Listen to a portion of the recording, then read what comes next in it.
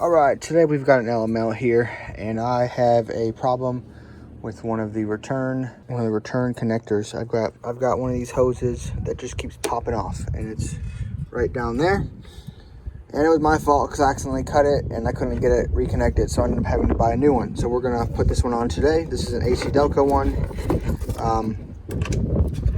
I've already put in the plug, 9th injector delete on that one, but the fuel filter housing and its bracket will have to come out. We'll drop these two 13s and just slide this out of the way.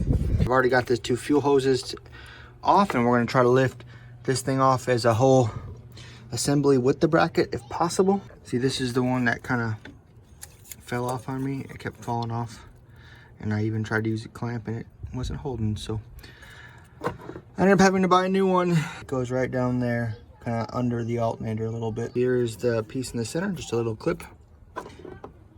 And that's what houses this right here. So I think I am going to have to take off the alternator and the AC compressor bracket. All right, tools today sponsored by Ingersoll Rand, Irwin Vice Grip, and Napa Carlisle Ratchet. So the top ones, you know, they're 13s, you know, right down there. There's two of them, 13s right there. Lift that out the way. Go underneath here through the wheel well. We've got this one. Yep, that's 13. Looks like we got two over here that sure looks like we'll need. This one's gonna stay, but it still has to come out. But so 3 down here, and then we should be able to lift out this whole fuel filter assembly. And then, as you can see, the return harness should be pretty accessible. All right, with these two out of the way, I did have to separate them right here to get it out. I could not wiggle it out to connect it. Not a big deal. Take this two out, undo the two hoses, one connector, lift this out, and then there's only I think 3 or 4 or 5 bolts that we're holding this on. And then we have pretty much full access to every connector from the top or bottom. Right there, you see that the nipple moving, that's where it disconnected. The actual part itself kind of has to be laid in place as one piece, and that's why stuff has to come out. You can't place them individually. Okay, so upon further review, you will have to take out the alternator because of this clip. I'd forgotten the only way to access this really easily anyway was with the alternator out. So because this has to be set down all in one piece, you have to undo this, pop this tab open with a little screwdriver, and then your front one, the replacement's going to go in there, right? That's what holds it as it comes up this way and goes over to its first spot right down there. But remember, this all has to be put in at one piece, so that's why you got to kind of clear the top of it. It looks like I'm going to have to undo those two right there because this cannot get out. Well, it won't go back in. I can take it out, but I can't put it back in without removing the test port. All right, so these have little caps on them, and you have to basically pry them up. They're not as easy as it looks. Like, you can't just pop them up. I'll push this one back down. See, it goes straight up. And I've been using a screwdriver or pliers. Note, there should still be an O-ring right there. There should still be an O-ring on each one you pull off this. There's not. You're probably gonna have to go buy a new O-ring and put one on. But so far, I am 2 for 2, and we're gonna get this off. So far haven't used the pliers and kind of just gripping the whole end and kind of pulling until it pops free. I don't think there's a real easy way to get a screwdriver like flat blade underneath this once it's down. See that? Maybe right there. Maybe we could try it on this side, but not a lot of space. And so far, these first two, a little bit of pressure from my pliers, and it pulled it right off. Left side's out. This is where it was cut. So if you remove the alternator, remove your one boost tube, this side's really not too bad. It's the alternator, your fuel filter housing stuff, and then the one boost tube, and it's not terrible. All right, so let's go. I suspect if this one thing is lifted up out of the way, I don't think either side is going to be that bad. I was able to get everything with these two pliers right here. Just grab a little bit at the end, you know, and pull vertically. You don't pull at an angle.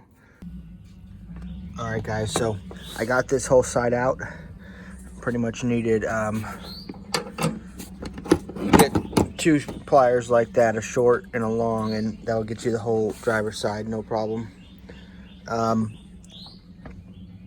I got this thing sitting right here. Underneath here, so it goes from right here, right? And you see them, there's a bracket right here that holds them together. And then you will have to take out the AC thing because there's a bracket down here that holds them together too. And so you'll have to route them, open those up and put them through there. This one I haven't gotten yet. As you can see, it goes straight back and down there. And here's where it goes right there. This is right behind transmission dipstick, straight down right there, and it goes down, and it basically just runs until it comes right there. All right, so that's probably gonna be the easiest one to feed through because there's no plastics or stickers or anything on it. That's just a straight hose and a push lock on the end over there. Now remember, your new one is going to have the 9th injector, and so when you get your CP3 kit like I have, it's just a block off plug right there, right? So when you get your CP3 kit, shove this down so it clips around the thing, and this is supposed to hold no fuel leaking from right there. All right, guys, so I've got this passenger side already zipped up and secured. All right, so we got the clip here. I zip tied this to this so it doesn't go anywhere because it is kind of close to where my pipes connect, and it could hit that, and it could hit that, I suppose. Hopefully it never leaks. If it does, it shouldn't be too hard to see, honestly, right there.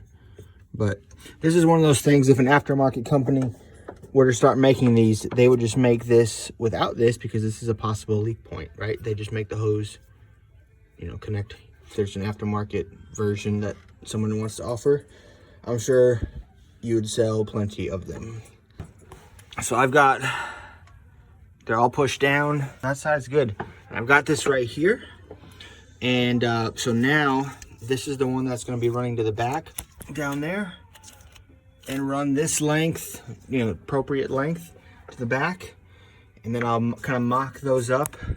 And once they're all in place, the ones, you know, the ones that are going to be in a place, once they're in place, then I'll pop them in, and I'll probably push this one on at the very end because it's just a little hose barb there at the back that's 1/2 inch long, and that's all it is. But the hardest part is routing these, so you definitely take your time. You do not want to shove these through and pop one of these clips because then you're buying, you know, you're spending $200 again on another one. All right, folks, this is the last clip here. So these are the harder ones to kind of put back on, just because of your thumb positions. Kind of that one, if you have your factory feed line still, I mean, it's right, you know, right behind it. And fortunately for me, I had this, so it made it a little bit easier. That one's back there a ways, right there. This one, these two are pretty easy, that one and that one. Although this one would be super easy, these first two, if this pipe was out the way. But yeah, it's brand new. We got it running.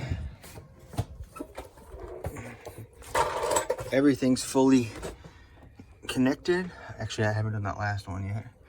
You see back there, there's my hose. It's long enough, don't worry, I just gotta pull it through. But and then you gotta deal with this mess of wiring. I got that in here so I can clip that shut. I got this clamp. I'm gonna put it right about here on these two like the other one was and connect those, and then at that point everything's good. So this should be leak free. Thanks for watching, guys.